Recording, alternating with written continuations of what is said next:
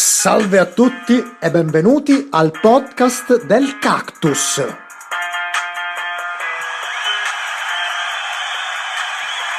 Io sono Benny, ragazzi. E io sono Sonny. Benny, ma perché sei così... Ciccio? Ehi, ciao ragazzi! Ciao carissimo, scusami, in teoria doveva esserci la tua presentazione, dovevi presentarti, però ero così, come dire, volevo rapportarmi subito con Benny perché l'ho visto molto, come dire, scapestrato con questa intro tutta, con questa voce graffiante, questa lingua, no, che va da tutte le parti secondo me, perché hai un po' slinguazzato con questa intro, Benny, o mi sbaglio? Sì, diciamo che per fortuna sono da solo, quindi non contaminerò nessuno con il mio, diciamo, svolazzamento di saliva. Però Sì. è una cosa da evitare assolutamente. Ma bando alle ciance, caro Sonny, oggi dobbiamo parlare al solito con il nostro caro Ciccio di quel... Come di consueto, direi. Sì, però questa è una frase che Dai. non volevo dire perché ci hanno fatto notare che noi lo diciamo Sì. sempre, ma abbiamo spiegato Certo. in realtà in una puntata che questa frase è una citazione a un nostro compaesano che però non possiamo Sì. nominare, giusto, caro C'è da Sonny? dire, giusto, ma c'è da dire che noi qua al podcast del Cactus abbiamo, no, delle frasi che stanno per diventare iconiche, no, delle immagini, abbiamo È come di consueto, abbiamo Salve a tutti, abbiamo È La fondamentale. Cantina. È fondamentale. Capito? Cioè, abbiamo già delle nostre citazioni originali. Esatto. E C'è quindi tipo proprio ci sta, una ragazzi. nomenclatura del cactus sostanzialmente. Certo, chiaro. Comunque. Allora, Eh, Sonny, oggi appunto abbiamo il consueto appuntamento con l'esperto di Unione Europea, il nostro caro Ciccio, che tra l'altro abbiamo anche nominato in questi giorni proprio perché sempre. siamo stati anche con altri ospiti interessanti che ci hanno parlato diciamo, dal punto di vista economico del fattore coronavirus, diciamo, in quanto impattante nella società e nel mondo effettivamente, no? Allora, Cioè, con Sì. Ciccio noi oggi ci focalizzeremo proprio sugli ultimi interventi, proprio facendo una sorta di quadro generale di quelle che sono state le manovre dell'Unione Europea appunto per fronteggiare la crisi che stiamo vivendo. La crisi chiaramente a 360 gradi, prendetela appunto così. E quindi lascio la parola a te, Ciccio, dici diciamo quello che hai approfondito in questi giorni, perché noi siamo veramente curiosi di apprendere da te.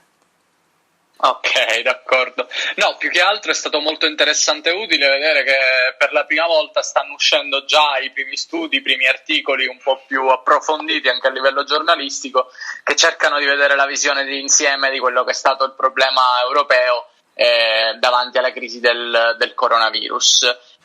La mia idea era un poco per oggi, per portarvi un poco e per cercare un po' di parlare contro quella tendenza un poco populista che continua a dire che l'Unione Europea non ha fatto un'emerita banana per noi, siamo stati abbandonati, l'Unione Europea non fa niente, non si riesce da Sì, levare. esatto, Ciccio, c'è il classico meme, no, che girava qualche, diciamo, settimana fa, addirittura forse quasi un mese, in cui c'era questa Sì, Italia che era sì, sorretta da una donna con delle fattezze orientali, con avvolta dalla bandiera cinese, e poi c'era messa in un sì, angolino la donna invece che ci ignorava, avvolta dalla bandiera dell'Unione sì, Europea. Insomma, c'era questa visione molto esatto. populista, come hai detto tu, infatti, e quindi dobbiamo capire, Ma caro Ciccio.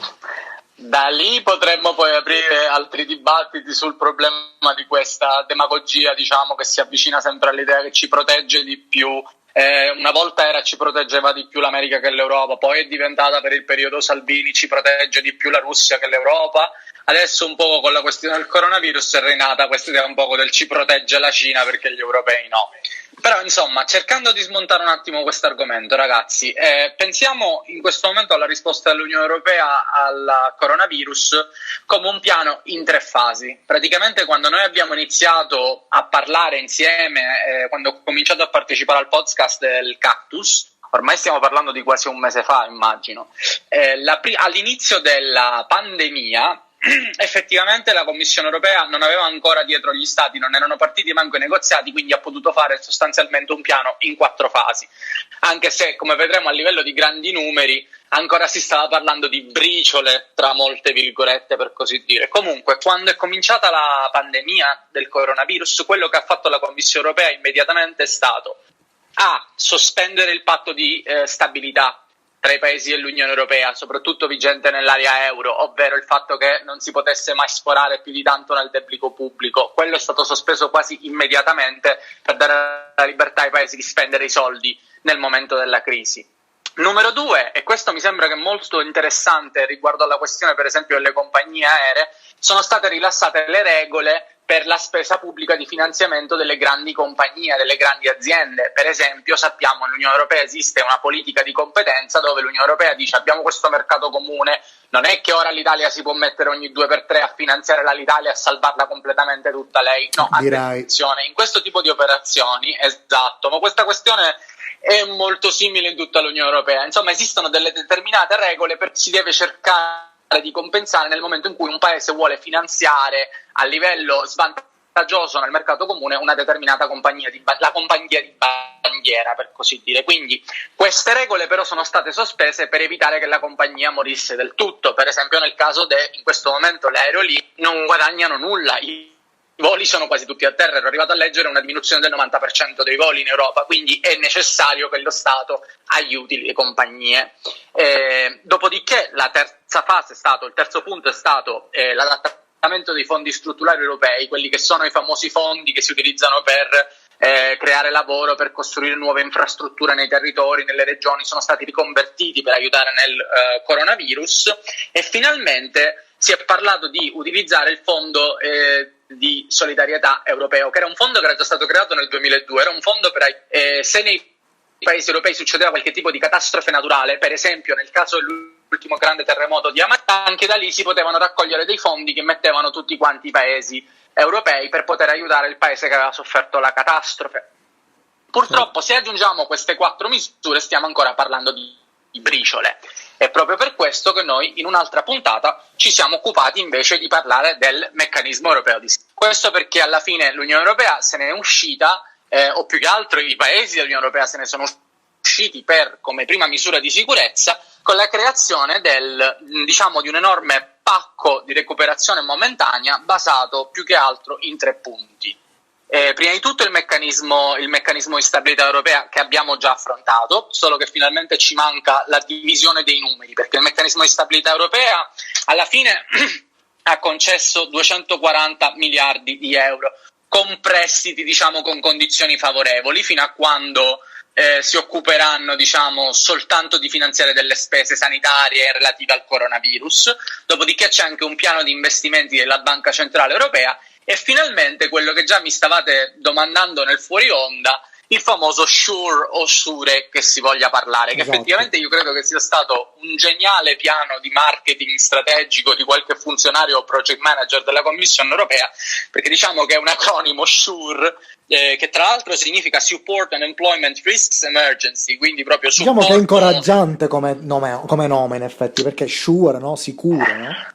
Quindi sì, esatto, io credo che il marketing era tutto rinchiuso in questa idea. Ora, però ci dobbiamo anche ricordare che insomma la sua efficacia, io credo che, come si dice in spagnolo, a corto plazo, cioè nel breve termine, sì che può aiutare a sussistere nel tema della disoccupazione, nel tema della crisi dei posti di lavoro, ma nel lungo termine non è efficace. Effettivamente noi stiamo parlando con lo strumento SURE di 100 miliardi di euro che effettivamente verranno garantiti ai paesi per poter finanziare quello che da noi in Italia, in Spagna si chiamano ERTE, in Italia preferiamo chiamarla cassa integrazione, ovvero questi programmi di riduzione oraria in cui le compagnie ti pagano meno ore perché sennò non ci arrivano e falliscono, e il resto delle ore o dei giorni tot che devi stare a casa perché non si può vengono pagati con questi programmi, di aiuto di sussistenza, ok? Certo. Quindi sostanzialmente stiamo parlando di tutto questo. Dove stanno i casini? Perché se vi ricordate abbiamo parlato tantissimo di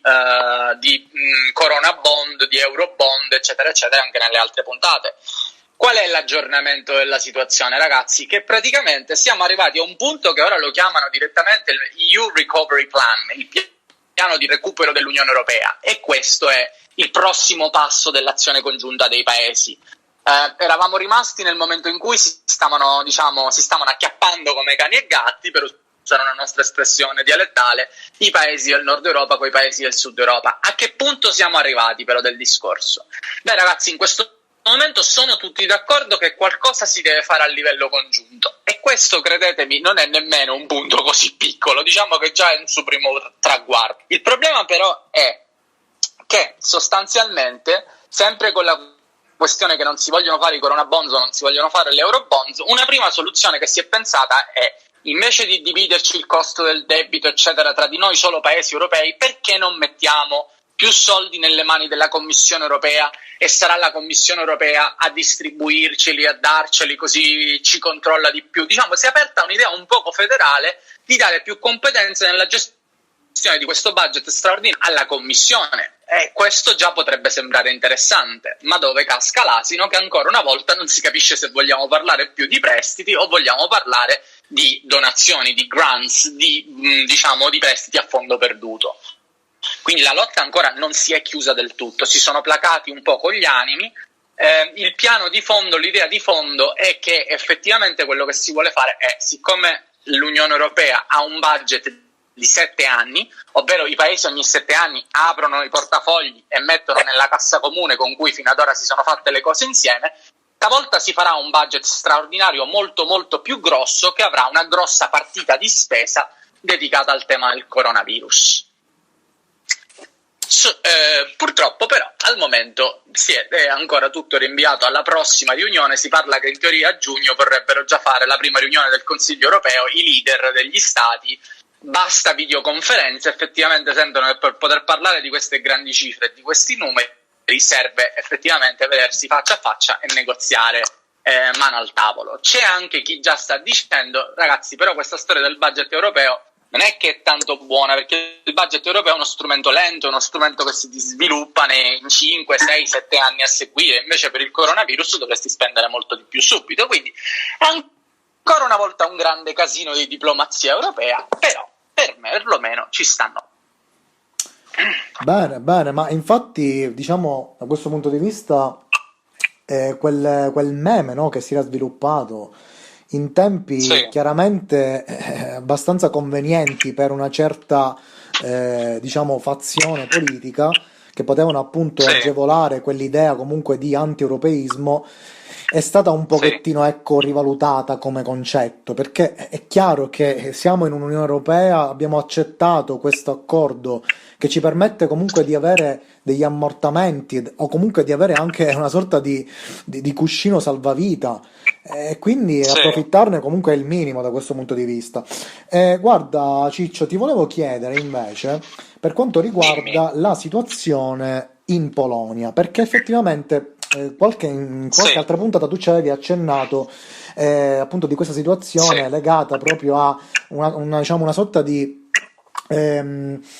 raggiro nei confronti del sistema diciamo della modifica anche costituzionale che è attuata in Polonia, Sì. approfittando anche un po' di questo problema del coronavirus, cioè utilizziamo questa parentesi critica, no, della società per Sì. fare in modo che diciamo fare in modo, ecco, di portare a noi quella che è la nostra ideologia politica, probabilmente anche contraria a molti diritti umani. Ecco, quindi cosa è Sì. successo effettivamente in Polonia da questo punto di vista? Perfetto, io partirei un secondo, se mi permetti, da un momento spot in cui vorrei sinceramente, caldamente, ed è molto vicino al tema che tratteremo adesso, vorrei caldamente suggerire, e anche a voi ragazzi che non ho avuto il tempo di dirvelo, la visione di una nuova serie TV britannica che io percepisco come straordinaria. Se ti piace la serie stile Black Mirror e con una punta di fantapolitica anche.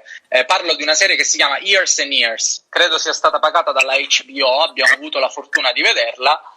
La lascio lì, la butto lì e dico sinceramente agli ascoltatori di vederla. Sono 6 puntate ed è veramente straordinaria ed è molto vicina ai temi di cui vi voglio andare a parlare anche oggi.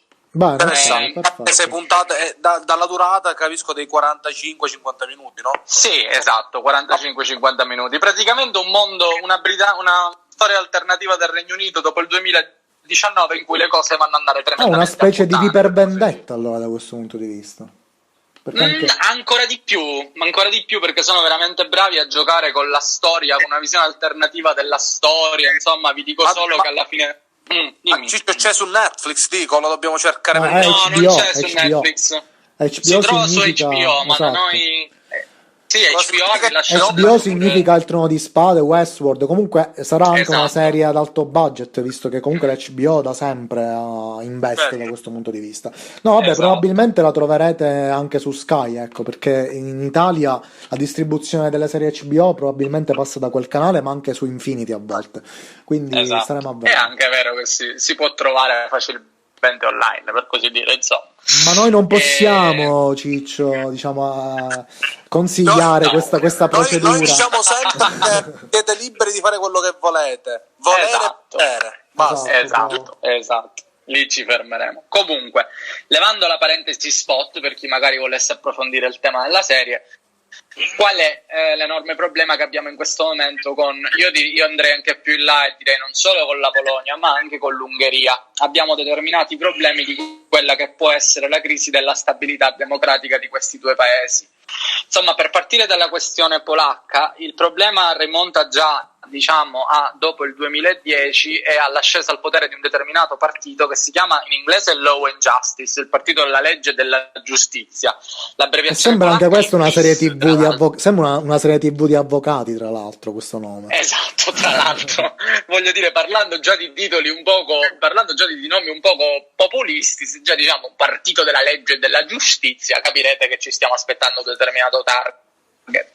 Insomma, parliamo di un determinato partito politico che di stampo populista che sta approfittando della sua enorme popolarità in Polonia per attuare una serie di riforme abbastanza discutibili. Diciamo che il problema con la Polonia comincia già, direi, a partire dal 2012-2013, si intensifica nel 2015, quando si cercano di fare determinate proposte di riforma costituzionale in cui il potere giudiziario doveva sottostare e andarsi a sottomettere sotto quello dell'esecutivo, quindi che il primo ministro polacco potesse avere una determinata serie di poteri di controllo sul potere giudiziale. Quindi, come capirete, è abbastanza controversa e ha scatenato abbastanza protesta nel seno delle istituzioni europee.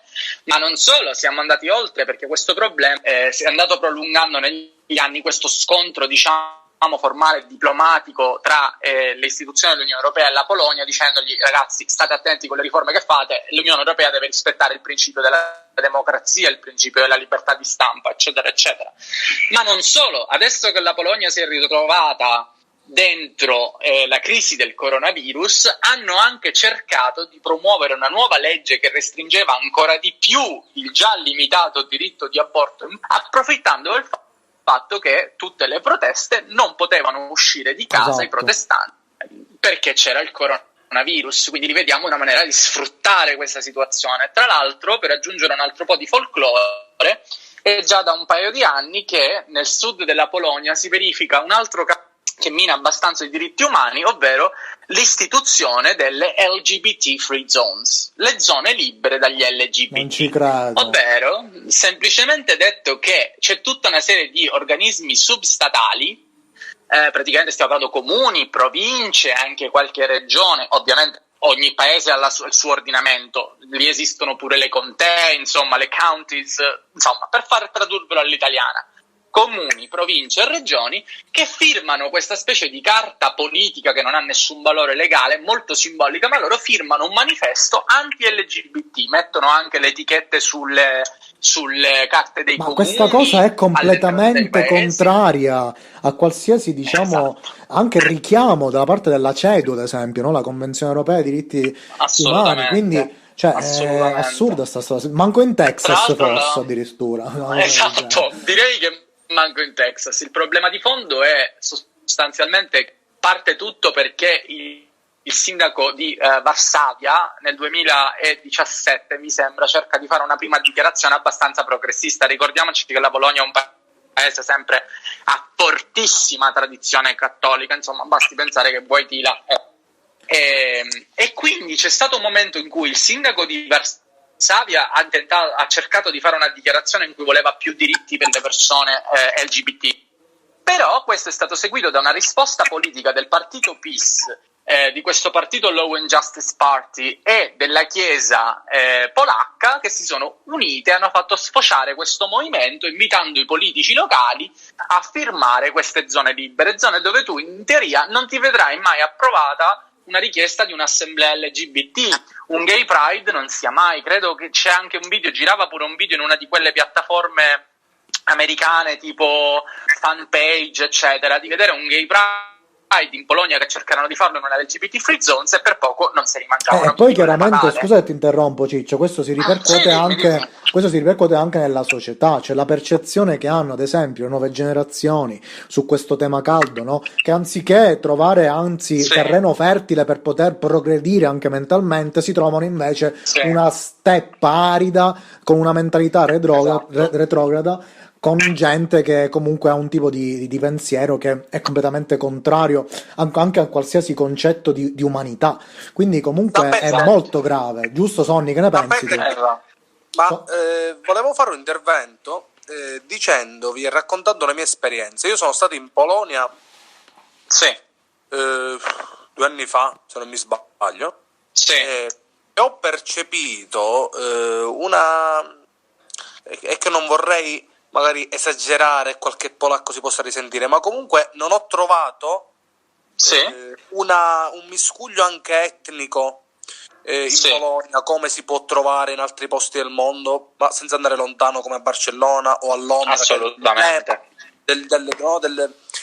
Assolutamente. Ma se per questo anche Palermo e Milano, anche, guarda.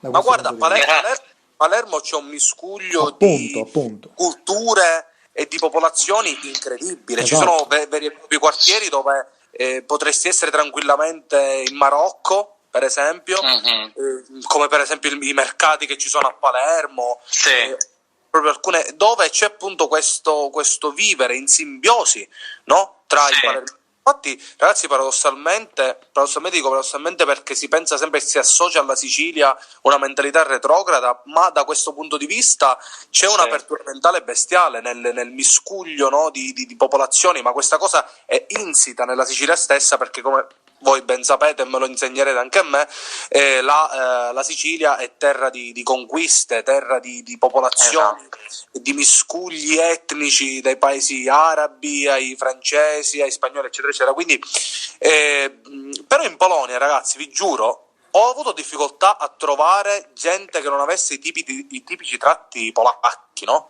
Quindi anche da questo comunque punto di dell'est vista, Europa, sì, è vero. Ma ti posso dare tranquillamente una ragione storica e una economica. La ragione storica è che finché è esistita l'Unione Sovietica non è che esattamente l'immigrazione extraeuropea fosse molto ben vista, anzi, o extra russa per così dire.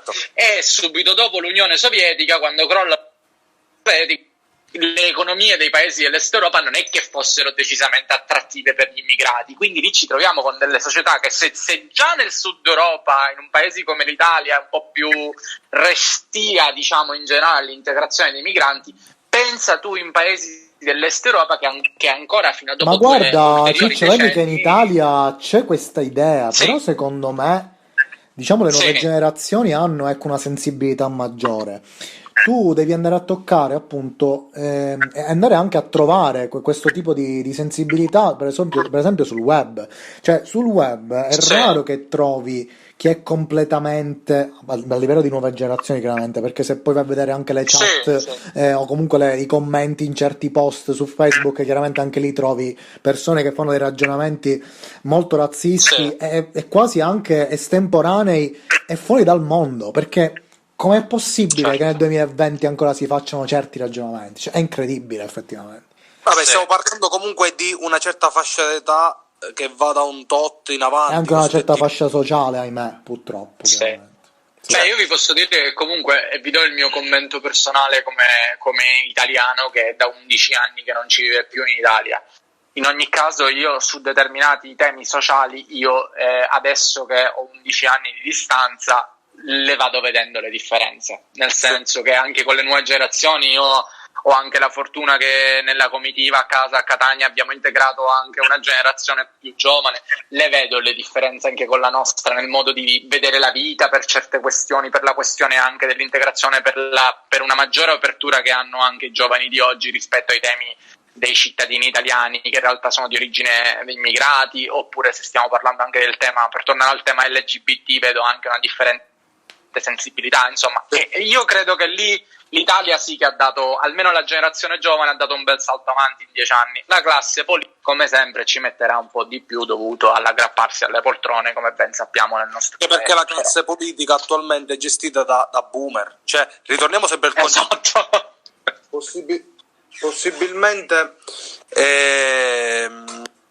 Possibilmente un secondo, ragazzi, che qua c'è una porta cicolante. Che succede? Che succede? Che succede? È come se fossimo, immaginate come se fossimo a Hogwarts, no?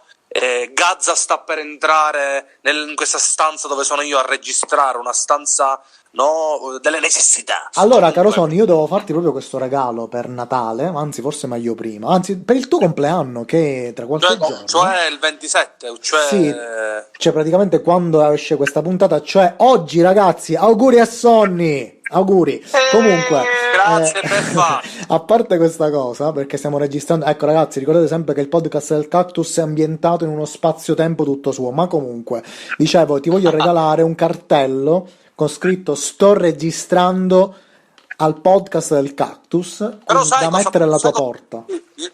Posso dirti che non avrebbe alcuna utilità. Perché? Perché secondo me perché secondo me quello che avviene avrebbe lo stesso, quindi vorrei regalato qualcos'altro bene di più utile. Comunque, mi ricordate cosa stavo dicendo? Che sono stato interrotto. Sì, stavi dicendo che praticamente in Polonia c'è questa sorta di... No, chi è che stava parlando, ragazzi? Non lo so. No, sì, là più o meno là eravamo arrivati. Ah, ok, sì, che comunque in Polonia non hai trovato poi tutto questo melting di pot, diversità ecco. culturale, Sì. esatto. No, ragazzi, appunto, ho trovato questa situazione veramente strana, ma comunque dopo la spiegazione di Ciccio capisco, no, il motivo per il quale c'è questo tipo di situazione, anche se ho saputo da gente che è stata lì che comunque loro sono un po' razzistelli. Ecco, lo sto dicendo, lo dico, ma... Mi dissocio comunque nel dubbio. Ma guarda, è una cosa che mi ha detto gente che è andata lì a stare un anno. Cioè, ci dissociamo, ma non credo che ci sia Vabbè, chiaramente è sempre un'opinione, un luogo comune potrebbe anche essere, volendo, però diciamo a volte questi luoghi comuni hanno anche un fondo di verità, giustamente. Vabbè, come gli italiani che mangiano sempre pasta, è un luogo comune, ma è vero. È vero, Comunque, Ciccio, continua il nostro discorso. Sì, esatto. Sì, quello che vi volevo dire però è secondo me anche più importante e più visibile della Polonia. Il problema si è manifestato il 30 marzo di quest'anno in Ungheria, perché l'Ungheria ha un'altra situazione populista di qualcuno che sicuramente ne avrete sentito parlare perché va tanto a braccetto con Salvini, il caro vecchio presidente Viktor Orbán. Certo, del partito Fidesz dell'Ungheria, insomma uno dei grandi volti. Tra l'altro questo tizio nasce con una storia un poco berlusconiana, le prime volte che entra in politica si presenta un po' come il Berlusconi dell'Ungheria, tanto è vero che lui a livello europeo appartiene alla corrente del Partito Popolare Europeo, appartiene a una corrente quasi filo Forza Italia, diciamo, a livello europeo. Ma realmente negli ultimi anni ha scoperto la bellezza del fare il populismo come Salvini ed è diventato uno dei leader più euroscettici in Europa. Solo che stavolta, diciamo, l'ha fatta abbastanza grossa, perché il 30 di marzo ha fatto in modo che si passasse una legge in Parlamento che sostanzialmente sospende alcune leggi, ne modifica altre, propone misure straordinarie di accentramento di potere e soprattutto è una legge che combatte la disinformazione dando potere al governo di censurare qualunque cosa gli stia sulle palle. Quindi sostanzialmente, signori miei, tra l'altro tutto ciò per un limite di tempo abbastanza indefinito. Ora, chi è indignato ti dirà questa è la cosa che assomiglia più allo stabilimento di una semi-dittatura dentro l'Unione Europea. Alcuni del partito di Orbán si difendono e dicono che in realtà stiamo esagerando, estremizzando tutto, non è poi così tanto, eccetera, eccetera. Però, come potrete capire, le implicazioni sono abbastanza gravi. L'Ungheria, tra l'altro, ha una lunga storia euroscettica, anche se, permettetemi di dire come europeista, sono assai ipocriti, perché all'ora di dover prendere i fondi europei per lo sviluppo, la manina allargata l'Ungheria la tende sempre. Dopodiché, il primo argomento distruttivo contro l'Europa, il rifiuto totale dell'accoglienza dei migranti. Ricordiamoci che i primi a reintrodurre le reti elettrificate alla frontiera per impedire che entrassero i migranti sono stati gli ungheresi, ed è stato il partito di Orbán, soprattutto con la Serbia e la Croazia esistono interi chilometri di reti elettrificate per impedire l'ingresso alle persone. Quindi in Ungheria in questo momento si sta verificando un certo tipo di destabilizzamento dell'ordine democratico. Quindi la qualcosa ha fatto impallidire parecchio i leader europei, che in teoria avrebbero dovuto essere, diciamo, di mano ferma sia con la Polonia che con l'Ungheria. Però questo, ragazzi, mi riporta a un discorso fondamentale, che c'è un altro enorme problema dell'Unione Europea. L'Unione Europea è pace, amicizia e cooperazione, va bene, abbiamo un tribunale europeo, però tu fino a un certo punto lo puoi penalizzare uno Stato che non si sta comportando bene a livello europeo, ok? Esiste il famoso articolo 7, ok, del Trattato europeo, che ci dice che gli altri stati possono effettivamente criticare apertamente, dare sanzioni o anche sospendere il diritto di riunirsi al tavolo con gli altri leader europei a un determinato paese che non si comporta bene e ha uno scivolone fuori dalla democrazia. Ma nell'Unione Europea non esiste nessuna clausola di espulsione, quindi tu non li puoi. Ma infatti, guarda, fuori. Ciccio, hai toccato un punto, diciamo, abbastanza focale per quanto riguarda proprio quello che è questo deficit che ha l'Unione Europea, perché da un lato ti dà, da un lato ti toglie, da un lato inserisce cose, delle regole che possono, ecco, essere utilizzate per, ecco, andare ad attenuare quelle criticità o comunque quei punti che vanno anche diciamo, a controbattere e diciamo, a trovare conflitto con quelle che sono le ideologie o comunque i principi fondamentali dell'Unione Europea, e poi invece diciamo, ci se ne esce con delle norme che invece non danno poi tutto questo potere come dovrebbe essere. Ma il problema però è che tu pensala, il problema forte è che esiste al momento, ed è una grande disgrazia con cui ci dobbiamo cercare i politologi di entrare in ragione. Purtroppo una cosa sono i diritti visti da parte dei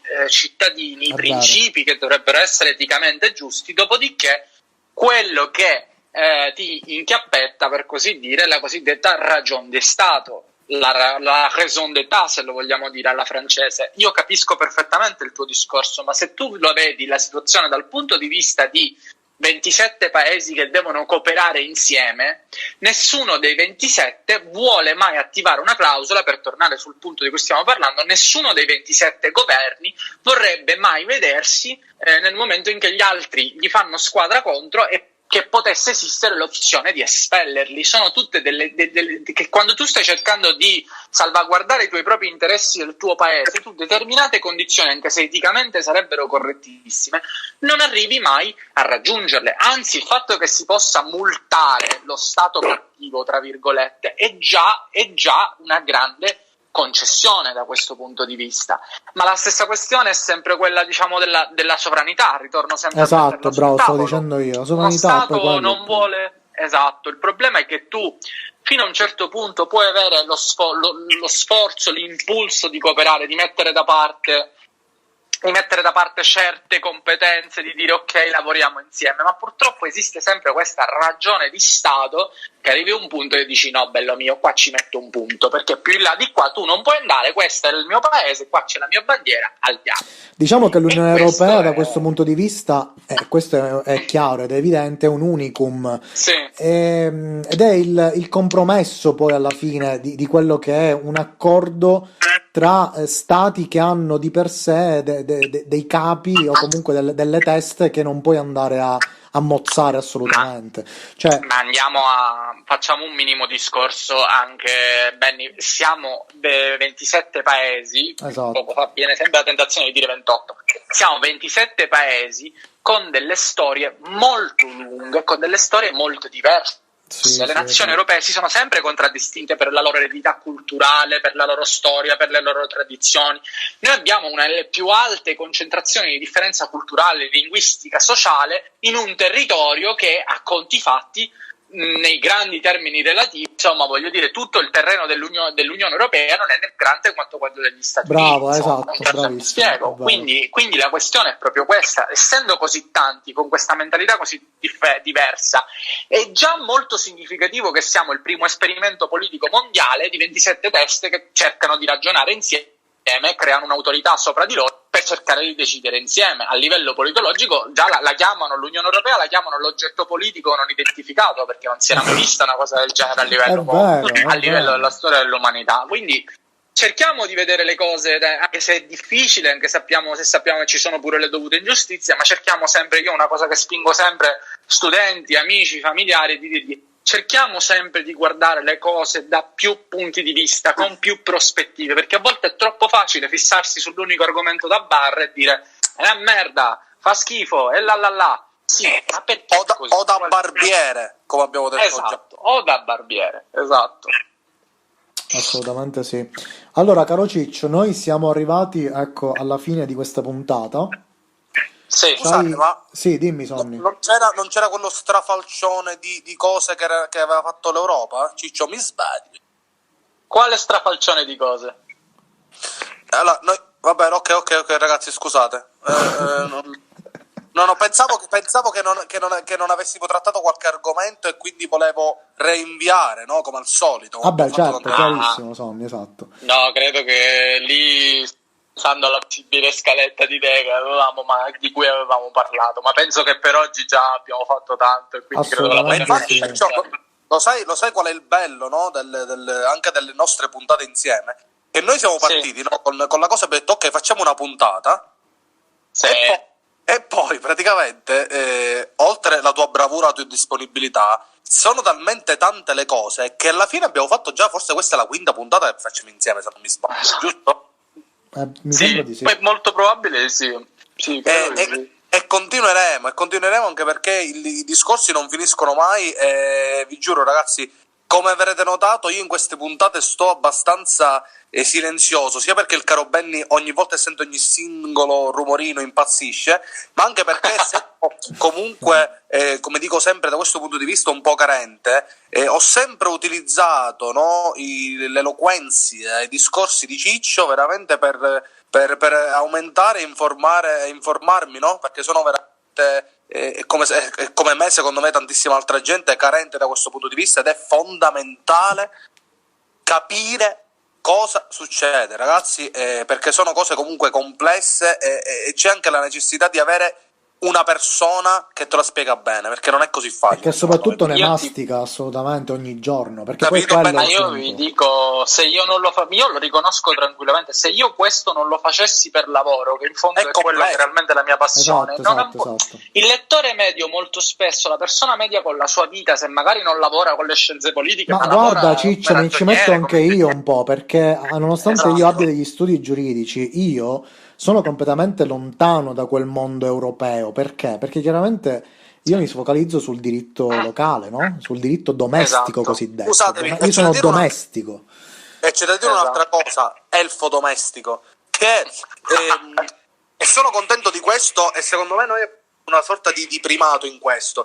Non è facile andare sul web o su YouTube o su qualsiasi piattaforma e andare a trovare qualcuno che ti spiega bene queste situazioni. Invece noi, credo che tramite il podcast e queste ospitate di Ciccio, che ormai è diventato un vero e proprio format del podcast, secondo me, cioè proprio è canonico. Certo, sono d'accordo, sì. Ne sono contento. Noi stiamo sviscerando la storia dell'Europa, è inerente sia alla situazione odierna, il Covid-19, ma anche in generale. Quindi sono contento e orgoglioso di questo progetto. Quindi grazie sempre a te, Ciccio. Grazie a voi. E niente, caro Benny, ce l'hai la sigla? Io ho tutto pronto, volevo appunto rinnovare questi ringraziamenti a Ciccio, e chiaramente noi ti aspettiamo per la settimana successiva a questa, chiaramente, con la nuova puntata, ecco. Ricordando sempre di seguire il podcast del Cactus, cari amici. Scusate ragazzi, ma io sono veramente distrutto perché la giornata è stata veramente faticosa. Ciao a tutti ragazzi e seguite sempre a noi. Mamma mia.